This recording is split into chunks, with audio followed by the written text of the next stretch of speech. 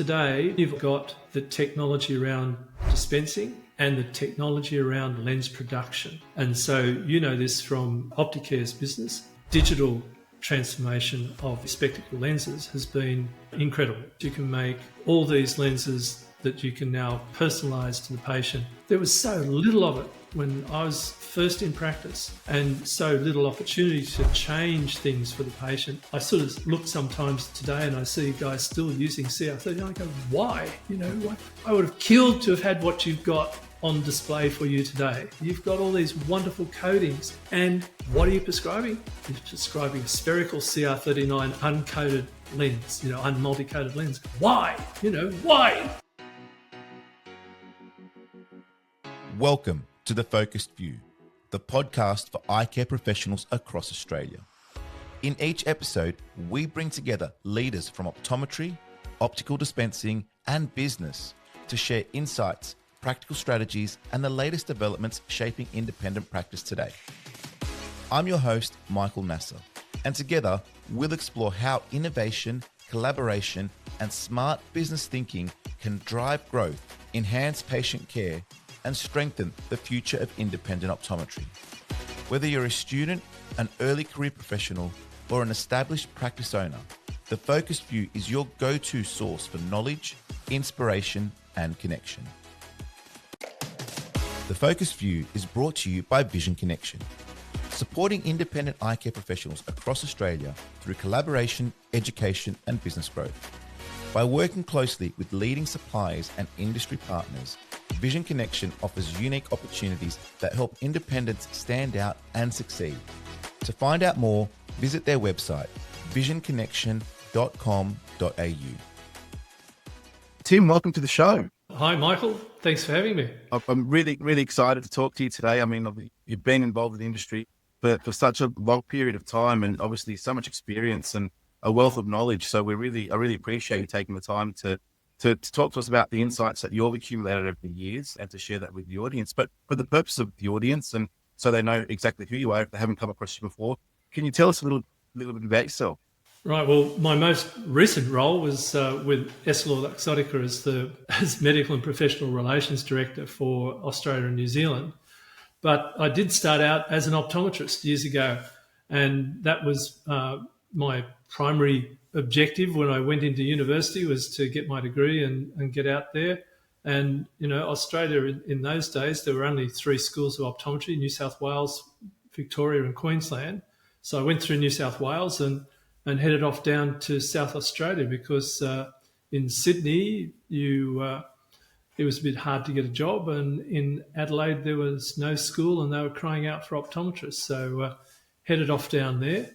And the main thing that I did as a graduate was to get stuck into optometric politics as well. So while I was working down there, I joined the OA, or Australian Optometry Association as it was in those days, and got onto the committee for it, became a communications manager for them, and really got stuck into promoting the profession and doing various things around the politics of optometry as well.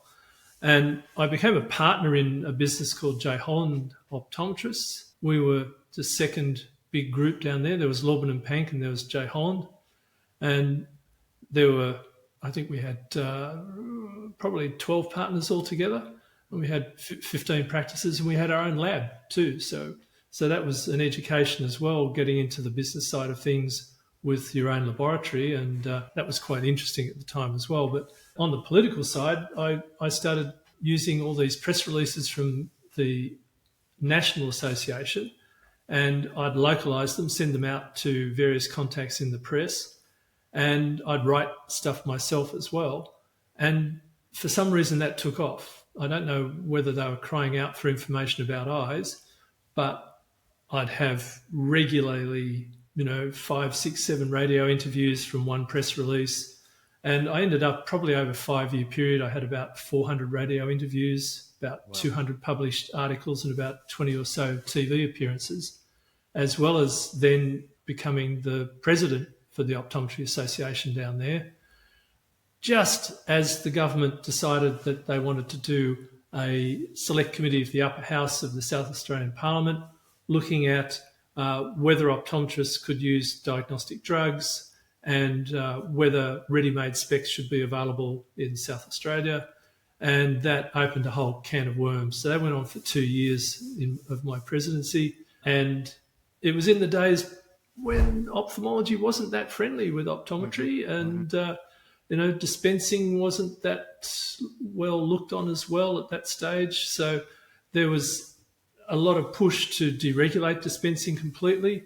And the ophthalmology side of things, when we went before this select committee, decided that it was very opportune for them to say, well, we really don't want optometrists seeing children under the age of 8. And we're pressing that with the government in South Australia. So, optometry was really very fragmented in those days between the national office and the state offices, not in terms of what we wanted, but in the way the legislation worked. And so it was a very different scene from today, where you've got ophthalmology, optometry working together, and a lot more coordination of state legislation around therapeutics and all this sort of stuff. So it was a little bit the Wild West then compared to today, and it was really interesting to see the way it changed so quickly. And now, where we are 36 odd years later, the therapeutic legislation is really current, and every single graduate today is therapeutically qualified. So, we had to fight for diagnostics, and now, they've got therapeutics, and, possibly going to have oral therapeutics as well. And that obviously led you into, other tasks and other environments. I mean, after that particular, foray, what did you do after that? Obviously, you had the practice that you were part of being the president. What did that lead you to? So, it did lead me into having a much bigger interest in the market itself. So being involved in the political side, I had to do a lot of an analysis with the economists that worked with the National Association.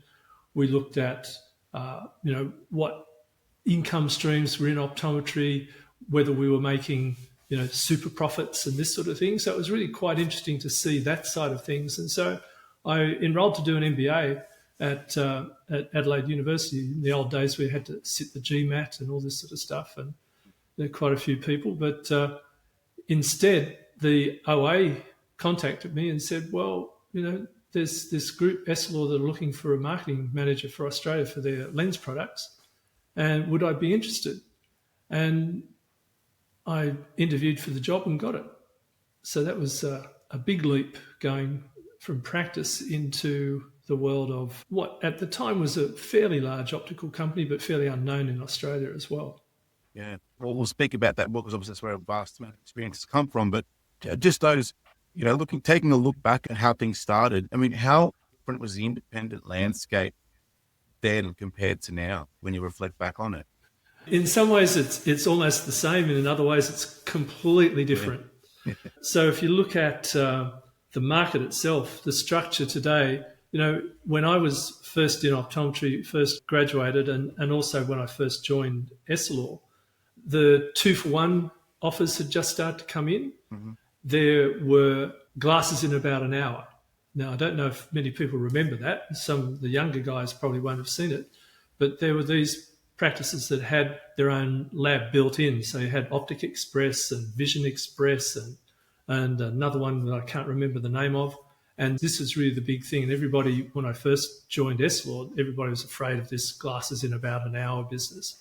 It's all been late 80s, is that correct? Yeah, late 80s. Mm. But also, the independent market was fairly strong. There were, like I said, groups. And we also started to see the dawn of the health fund organised groups as well. Mm. So that was around about that same period. So you had a few chains. You had OPSM was still the largest. And like I said before, that was at a time when there wasn't as much cooperation between ophthalmology and optometry as there is today. And OPSM was also the only probably national group at that stage. And you started to see OPSM growing and acquiring optometry practices, which was again, around about that end of the 1980s, becoming a more significant player in the optometry side of things as well. Yeah. I mean, OPSM as a specific business, I think is very interesting because you tend to see a lot of the established, optical mechanics and dispensers have generally applied their trade at an OPSM, in the early 80s and 90s. And obviously that's a skill that's getting less and less in the industry. But was it right? Because it was told to me recently that OPSM was actually an ophthalmology organization before it was an optometry business. Is that correct? Or if you look back in the very olden days and look at the way it was defined, it was set up in the very, I think, 1930s or something like that. It was to have a supply outlet for ophthalmologists to send their scripts to. But that's a long time ago. It really shifted away from that through the 80s. Like I said, end of the 80s, they decided that, to have optometrists prescribing in their practices was something that they really needed to do. That, ophthalmology was branching out into various different fields, and refraction and so on wasn't really part of that. And, we see that today. There's orthoptists and optometrists employed in ophthalmology practices where they never were in the past. And that side of ophthalmology has changed dramatically with the advent of refractive surgery, so much cataract surgery, retinal disease treatment, glaucoma. They're super specialised now, and it's a really competitive field too to get into. It's, I think you virtually need a PhD to become an ophthalmologist. So it's a very competitive, highly specialised area, which it wasn't back in those, or wasn't as much in those days. what would you say some of the early challenges were for the independents, getting out in that particular period of time? What were the challenges and opportunities they faced? And how did you see most independents that were successful at that point in time? What were they actually doing, to stand out and to be different? Considering it was quite revolutionary with regards to, I imagine, being independent optometry owner, practice owner at that particular point in time. Yeah, I think the successful practices were taking into account the whole patient. They were doing really the same thing that they're doing today, but with a more limited scope. So, if you had something in front of you, if you were a regional practice, country practice, even a practice in a low socioeconomic area, if that person was saying, well, can you do something for me right now? You would take that on. You would take out that foreign body. You'd do those things, whereas today it's much more simple to do that. So it was challenging to sort of decide how to treat the patient, whether you could treat them on the spot, how you could work with the GP, working with ophthalmology to get a patient through for diseases and things like that. And on the business side, like I said, you had these interesting things, these marketing groups that were coming out pushing new types of offers, the 2-for-1s and the glasses in about an hour. And it's quite fascinating because there was an article in The Optician, or 3 articles in a magazine called The Optician, which looked at deregulation overall, because Britain went through it before Australia did. Mm-hmm. And it was talking about how there are all these signals that the market was probably not doing as much as it should have to avoid deregulation. And I'm not sure if that was really true in Australia compared to the UK, but it was very much this thing came out about price, that you were being ripped off going to the optometrist. And when we went before this select committee, we proved that we weren't. We were making ordinary profits. So, you can do the analysis. Your average optometry practice makes somewhere between 32 and 38%, profit. And this from looking at independence. So it wasn't this super high profit making business that people thought it was. And so, you're sort of looking at the dispensing side, and they're being challenged on the dispensing side. And so that was a tough thing for them to work through. I make my money on my glasses. And that is probably the thing where things have changed the most, is the split in the business between refracting, lenses, frames, and other things, other sides of the business. The percentage split is now very much lenses make a good whack of the money, but so does consulting, and frames are much less of a part of a of and contact lenses seem to go up and down. They were up very high, and then they've come back down. I think they're around about 6-7% of an average practice. And so people were really challenged by how were they going to grow, and where were they going to grow, and where were they going to meet their patients' needs the best. And, I think that is something that's really developed over the years, because we were generalists and now people have really become a bit more specialised, and they've also taken note of the rise in technology in all sorts of areas to make themselves a better prospect for their patients. And that's technology specifically is something I want to touch on, because when speaking to someone like yourself, you've just got such a breadth of experience from a time point of view. You've just seen so much of the industry. So when you look back at your time, what do you think were some of the most pivotal technological milestones that have shaped optometry to what it is today as an industry? Yeah, that's really interesting, because when I went into practice, we had about 60% of the market was glass. Okay. And 40% plastic. And you had photochromic glass, which was, we've got photochromics, And the plastic was CR39. That was it. So in order to deal with someone with a high script or these sort of things, you move towards contact lenses. You didn't have even that basic technology. So if you look at technology, you've got two levels. You've got the basic technologies that could change the patient's comfort, change the look of a pair of specs. So you're talking about simple aspherics. You're talking about high index materials, UV protection. We've known since 1981 that you should be cutting off UV at 400 nanometers. And, in Australia, where, you have I think we're Australia's second only to New Zealand now in terms of skin cancers and stuff. And yet, 40 odd years later, what percentage of people actually get 100% UV protection in their specs? Probably around 30, when it should be mandatory. It should really be something that every patient has a discussion about with their optometrist about UV protection. So you've got those fundamental changes, which even today probably aren't where they should be. But then you've also got the technology around dispensing and the technology around lens production. And so this from Opticare's business. Digital transformation of specs, of spectacle lenses has been incredible, because the aspherics you can make, the progressives you can make, all these lenses that you can now customize to the patient, personalize to the patient, that has been really the last 20 years and has been a very, very significant change in the way things are done, not only from the manufacturing side, but also on the patient side as well.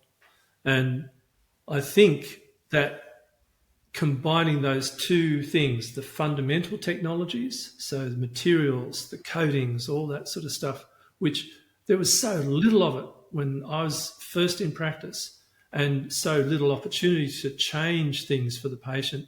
I sort of look sometimes today and I see guys still using CR30. I go, why? I would have killed to have had what you've got on display for you today. You've got probably 120 different types of progressive lens, or probably more. You've got extended focus lenses. You've got all these thin and light plastics. You've got indestructible polycarbonate. You've got all these wonderful coatings. And what are you prescribing? You're prescribing a spherical CR39 uncoated lens, unmulti-coated lens. Why? Why? I would have killed for it. And you're doing it today, 40 odd years later. I don't understand. I don't understand that. But technology in particular for manufacturing, when you look at the capability of digital to not only help in the research for the lenses, because before, to make a new progressive, you had to create the design. You had to then create the slumping block for it, which was a ceramic block where you would put a semi-finished onto that, and that would then transfer the design onto the lens itself, and that would then create molds. So you'd have to mold and cast a lens to actually do a clinical trial with it. Today you can have a design in the morning and you digitally produce it in the afternoon. So, you're talking about a day, is possible to produce a lens that you want to test, compared to weeks before. So the time delay in research is massively reduced. And you touched on the patients there briefly. I mean, if we look as a development of this technology, how has it changed the patient experience, I guess, and expectations? And what are some of the things that you've seen, especially say from the early days until now? And I do feel sort of post-COVID, it's sort of exploded with regards to, the level of personalization and the experience that the patient does have. So how can you speak to that, I guess, seeing it now compared to then? Yeah, isn't that interesting, the post-COVID? So what were people doing in COVID? They were locked in front of their screens. Mm-hmm. They were working solidly from home, and they're actually more productive, which is quite interesting as well. Mm. So what was the first thing that they saw? Any issues with their vision were rampant. Yeah. I can't manage this screen now. I can't manage doing these tasks together. I'm not reading properly. I'm not in that brightly lit office space and things like that.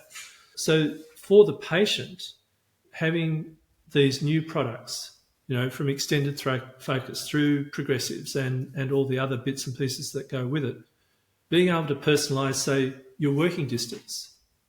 So you could customise an extended focus, not just to a particular distance, but to the actual distance that the patient has for the screen, for their screen and for the way it's set up. You can look at the asphericity of a progressive where you start to straighten out. People talked for years about all these wavy lines and things with a progressive. I've never had them. Never. In modern progressives, it's like, what do you mean by swim? I don't recognise what that is, what that term is. You're talking about lines not being straight on the side, about things being fuzzy. I can look out the edge of my specs and my artwork on the wall is quite clear, So being able to clarify vision for people right across a very complex surface, these progressive surfaces are, as you guys know, complex to produce, and taking that to a level where you can take into account people's physiology, the way they turn their head, the way they lift their head, the way the frame sits on their face. It's really dramatic, that you could have someone, you could produce an ordinary lens in their frame and it'd be okay. But then you produce it for the amount of tilt and wrap and so on, and all of a sudden they go, oh yeah, okay. And particularly when these digitally produced lenses came out, when we were personalising them to the frame, you would have people say, these lenses, they don't work. And you'd say, is the frame still in the same way it was when they measured it when you ordered those lenses? I haven't checked. They checked the frame, they put it back into the position that it was when they ordered it, and all of a sudden the patient goes, oh, yeah, that's better. Yeah. So, yeah. It definitely speaks to that level of, finite information that is collected in that process. It does allow you to then look back and say, well, we've got to troubleshoot, or we've got to see what's happening here. I mean, there is that infinite detail that we can get down to now, which can really, I guess, understandably, highlight or create such a good expectation for our patients. And also, I guess it comes then down to the training. We're not going to speak too much about training, but when it comes to, if I just touch on it briefly, because I do believe it's important, with regards to the training of these technologies, how important is it that, independents specifically get a hold of this and explain this to team members and explain the power of the technology? And then I guess any sort of insights that you have on that. I think it's really important. And, one of the things I used to ask when we would be working with practices, because we ran a thing called Verilux Academy across Asia Pacific and Middle East and so on for a number of years. And we would say to people, how long does it take you to have a member of staff productive? And if they're going to be in dispensing, and they'd say, how long does it take you to trust them to do a pair of progressives, for instance? Oh, never. No, I don't trust them. Or you'd say, 6 weeks or 6 months. And you think, well, if you give them a basic piece of technology like a pupilometer and a pen torch, they can be productive in a day. Yeah. When you train them into the new technologies, you have someone who oftentimes, particularly with younger dispensers, they get the whole digital thing, and they'll embrace it And so then your productivity goes up another notch again. I think the importance of independents embracing technology is that the larger groups will always embrace it, maybe more slowly than independents. And so that will flow through into the independent market. And I think this is what the independent market forgets, is that there is this big churn in the Australian market. It's been there for years and years. Around about 1 in 4 patients is happy to go somewhere else the next time to get their next pair of specs or their next consultation. And that's a lot when you consider there's about 10, 11 million eye tests a year, something like that. If you reflect on that quickly, why do you think that is? Why would that be such a high number? I think the thing is that and we're going to talk about this at another time, is that you need to consider the whole patient and everything they need versus what they necessarily want. And so, a very, very simple thing is you can say, well, you ask your average 40-year-old bloke, 45-year-old bloke who's sitting in an optometrist chair for the first time what they want. I say, I want reading glasses. I just want reading glasses. Or I want no glasses. Yeah. And you're going, okay, so you don't want anything, even though you can't see that letter on the chart over there, which means that you shouldn't be driving without glasses. So you have to then take that and work with everything that you find as an optometrist and say, okay, I know what you want, but this is where I can help you. This is what you need. And then walk them through that process of going from wants to needs. And that is when you start to have this professional approach to sales, professional approach to not only your medical side of practice, but also your optical side of practice. And as you touched on, the next part of our chat is going to be talking about practice flow and training. And I guess that's very much tied into that. But just to highlight it now, one thing you did mention that I want to sort of put to go back to is that obviously we know that the big boys in the industry, the big players in that retail space, are going to adapt technology, almost knowingly. Yeah. As an independent, we have the ability to be a little more agile and perhaps embrace it a little bit quicker. Why do you think independents are often the first to embrace new ideas? And also, why would they not? Because there are instances where they might adopt it a little bit slower. So I guess it can be seen both ways. And if you can speak to, I guess, your experience as to when they do, and I guess the benefits of, and when they don't, and what that could look like. Yeah, there's a really interesting dichotomy in that, Michael, that you ask about. When you think about a practice and OCTs or digital cameras for practice, the autorefractors and topographers, all those sort of things, they're very readily adopted by optometry. And I think it then becomes quite interesting to see that they're much slower on the optical side now. So happy to take on all of these things, the dry eye machines, all that sort of technology. But when it comes to saying, there's the digital machine for measuring specs more accurately, measuring up for how that frame's going to sit on the face and so on, it only seems from my perspective that it's been less take up of that, more slow to take up. The independent market's been more slow to take that up than some other places. But I'm not sure what that is, whether there's an expectation that, this is so you can sell me your lenses, so you should give this to me for free. I've heard that in a number of places. But whether it's also a reticence around going that next step into, I've got this such an array of products now that it's daunting for independent practices. And, people might not admit that, but if you look at iTalk today, right? iTalk, when it came out I've actually got a photo of one of the first copies of iTalk, and it was 19 pages. Right. In 1988 or 89, something like that, 19 pages. Today it's nearly 500. Oh, it's epic. Right. And it is a daunting task for any practice to navigate through the products that are on offer to them. Now, whether that becomes too much of a task and whether it's not a task that is enough consultation between the optometrist and dispenser or the practice staff in general, because it really is an overall practice effort to move into new products. That's probably where that reticence, that slow uptake comes from, because, and in some ways, the optical companies don't help themselves either, because, say, oh, you can't use our product to do their lenses. We want you to lock into us. And so, you've got one style of it over here and another one over here and so on. So it becomes, but I want to use this product, but I've got this machine and and it's really sort of maybe there's too much choice in that as well. Where do I go? How do I find the right company for me to deal with?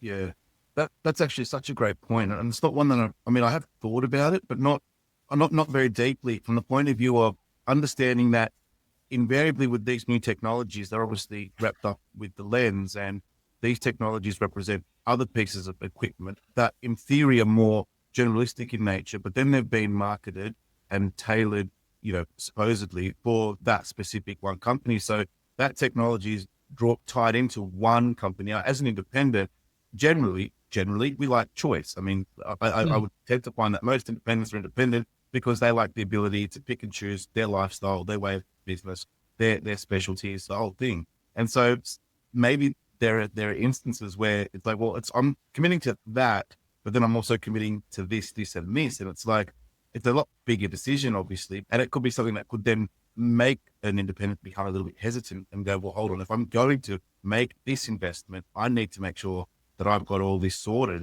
And sometimes people are a little bit ignorant and probably don't realize the extent of what they're committing to, because you invariably do hear that if you get this, then you do this for X amount of years and there's no cost, and all of a sudden it's like, well, there is, but are you really thinking about it, and how deeply are you thinking about it? And that then could create that analysis paralysis sort of scenario where it's like, well, hold on, is it just about the technology, or is it now about something a little bit more? And what does that mean? So I guess when you say that, it sparked that thought in my mind, which could probably be one aspect. And I definitely think that training the team is a big thing, because when you adopt technology, like you mentioned, it's not just one person buying in, it's company buying, and it's probably changing the way you operate as a business and your flow. And we'll speak about that more in our next topic. But that in itself then creates a little bit of hesitation as an independent. You're like, well, what does that represent? What does that mean? And so it is a bit of a conundrum that they're faced with, because they could adopt it tomorrow if they wanted to, but they got pulled off a lot more. And it's like, oh no, I'm going to hold back from this. I'm going to hold back from this. And before you know it, the competitor's doing it. And then that might coerce them into doing it. And then all of a sudden it's like, well, are you now doing it for the right reasons and in the right timing and all that sort of stuff? So it is a really complicated sort of scenario, I guess, to think about when you start to unpack some of the reasonings behind it. And I think also too, you touched on something then, which I'll deal with in a second. This whole thing around installing new technology, it's about not only just the practice flow, but the practice look. Where is it going to be situated in the practice, and so on? And your neighbour down the road, the practice down the road, if you're not at that same level, that means that your patients can easily walk out the door and walk down the street, because they go, oh, I saw my neighbour went to this guy, not to you. And the other thing too that goes with that is seeing who your competition really is.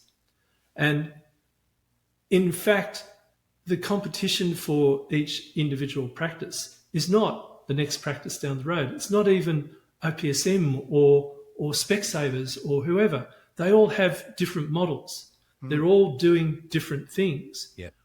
Their competition is actually, I can go and buy a new fishing rod.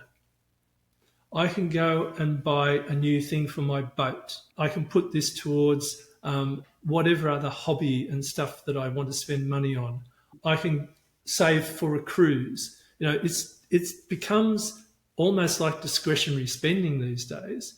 And the competition is really to say to them, for your vision, you need this. And for that, we can do a variety of things. Let's talk about what we do today.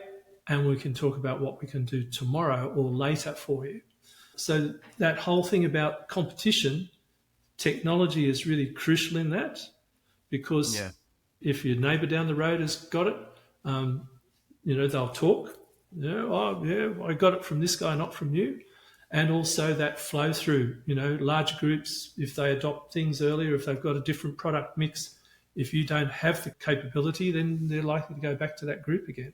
We've seen this with all large groups in Australia. So if you want to take that business from larger groups, well, you need to think about what product you are supplying as well.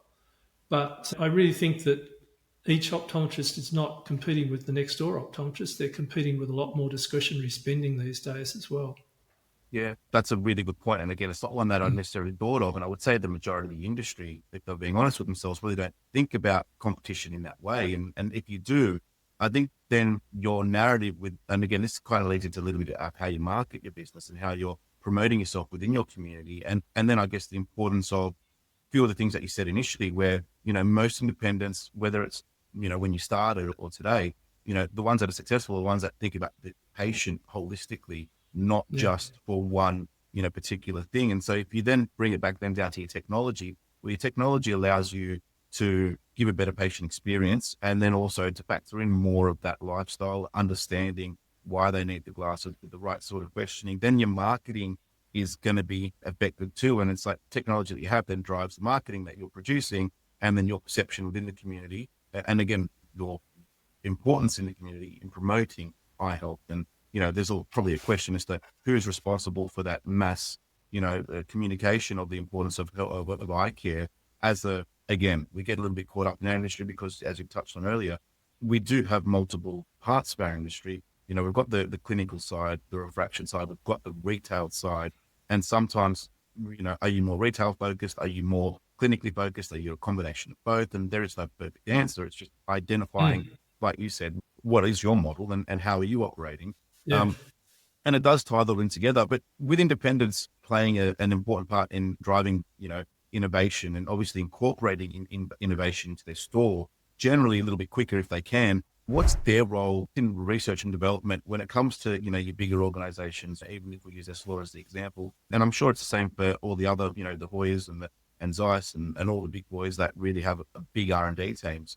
A little bit different for the smaller labs, and that's another sort of conversation. They basically leverage off a lot of that. But when it comes to the R&D with regards to incorporating the independence in, how does that work? And is there much consultation? Is there much feedback, or is it more or less done somewhere else and then basically passed on to the independents? And, this is how it basically is.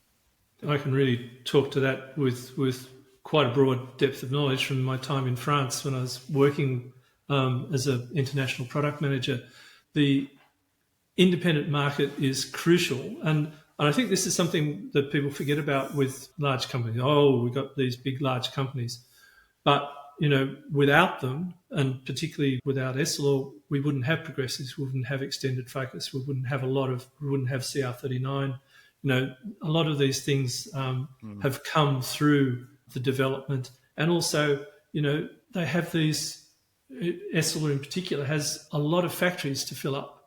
And so it's not something where it's going to be filled up. These manufacturing entities are going to work through one group practice. The independent market is absolutely crucial to fill the factories, to keep the engine of development going, to keep the research going and the new product, and then to fill the factories again, and we keep on going. And, this is something that is really crucial.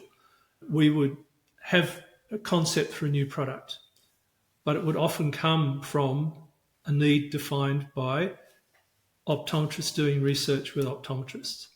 And so you'd have everything from attitude and usage surveys. So you'd have patients of clients telling you what was good, what was not about visiting that client. And you'd have hundreds of them, across the US, across Europe, Australia, New Zealand. And you'd get the feedback on how product was working and how it was coming through stores. And then from there, it would go back to the R&D people. They would start looking at product, and there would be always concepts and so on. And from there, you'd go into full-on R&D development. And you would end up with a prototype product, and that goes in a clinical trial stage. But you also, at the same time, have analytical stages. So you've got patients wearing it, but you're also doing analysis of that lens to make sure that it's conforming to the original design. So there's so much interwoven work going on, and it all starts from that feedback from the client. Yeah. And then when you release a product with EssilorLuxottica, what do? Within 3 months, you want to have feedback on how that product's going in the market. And, we had these massive surveys that were constantly being done. Is that product working? Oh, they're using it a slightly different way. Well, okay, why did that happen? How is that happening? And you're talking about not only the optical performance, but you're talking about the positioning of the product, the pricing of it, the different layers to the product, what options go with it. For instance, it was quite interesting when one of our products was launched in the US, we didn't have a mid-index material. And we only had high index and low index. And it went, boom, high index took off, wiped out 1.6 glass in the US, overnight almost. And then they said, oh, well, we should introduce the intermediate product as well. And everybody was going, marketing people were going, why? You've got this working, why? Oh, no, we'll do this as well. And so the high index went whoop, and the mid-index took off a bit, but it was then just this strange dance between the two in terms of mix-in practices. So you really didn't need to have too many options for the client either, because I think you were talking about this before. Too many options makes things confusing. And so a bit more research would have probably knocked that product on the head, and you would have had this quite happy mix that had really taken on its own natural course in the US at the time. With this technology and the way that it's evolving, and with lenses specifically, which is where we've been speaking mostly today, do you think that there are some areas that are underdeveloped, I guess, from the experience that you've had? And where do you think some of the next big leaps will come from? No, that's a really good question, Michael. Really good question. Things that I see as underdeveloped, definitely, customization of lenses, and that's across the board. You can customize single vision, you can customize the progressives, extended focus, and so on. So that's a given. Probably, I don't know why we still sell single vision readers. Single vision, here we go, swap glasses.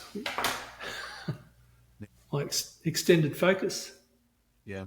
Right. So why, when one of the biggest pains in the neck for a practice is you try and show them, well, here you go, I give you reading glasses, you're only going to be able to read with them. No, it's fine, that's what I want, And they go home, and a week later they come back, yeah, I can read fine with these, but I can't see my computer screen, I can't do this, I can't do that, I have to put them down like this when I watch the TV. And so reading glasses are, to me, again, who in the early 80s, that's all we had. It's a complete anachronism now. Why, when you've got these, would you use those? Limited, stuck in one position, and half eyes, God help me, but, it's like I see TV personalities with their glasses down on their nose like this. And I think, why on earth, Lee Sales or these people on ABC or various other places, who has given them those glasses when they could be sitting there quite comfortably addressing their interviewee, reading their notes, and not have to worry about it? So there's that little catch there. Definitely high index. High index is just a given. Why are we still using so much CR39? You can do away with CR39 tomorrow. It's a 100-year-old product, and it's cheap, but it's not great. And you've got so many better options than CR39. And on top of that, they tend to go with the better technology as well. They go with the high, double-sided or, multi-axis aspherics and all these sort of things, which just, it opens up a whole new world. I was a high hyperope until I had clear lens extraction, and aspheric lenses increase my field of view. So you wonder how many car accidents people have because they're a +4 and they're wearing a spherical lens and they've missed something in their field of view. And then, progressive technology, I still see people saying, oh, but I can use a bifocal for this and a bifocal for that. But, you're possibly right about certain things with bifocals for certain definitive areas. But, And with regards to where you see some big leaps, I guess, what do you see the next big thing from your experience and what you see or what you've seen? Where are those next big leaps coming from? And whether it's, I don't want to use the term AI because it's so generic, but is there anything that you've seen in that space or anything that's gotten you excited in the past, where things may go and what things may be looking like in the next couple of years? I think, when you look at what's happening in the wearables, that is probably going to be the next big thing. I think that's what's driving the share price of a lot of these tech companies at the moment. EssilorLuxottica and Meta together, the smart specs that are in development with them.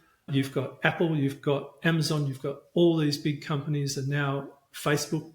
Meta is Facebook, but they're all on the bandwagon now of wearables and the stuff where you can tap something, a ring on your finger, make a gesture, and your phone list comes up in your spec.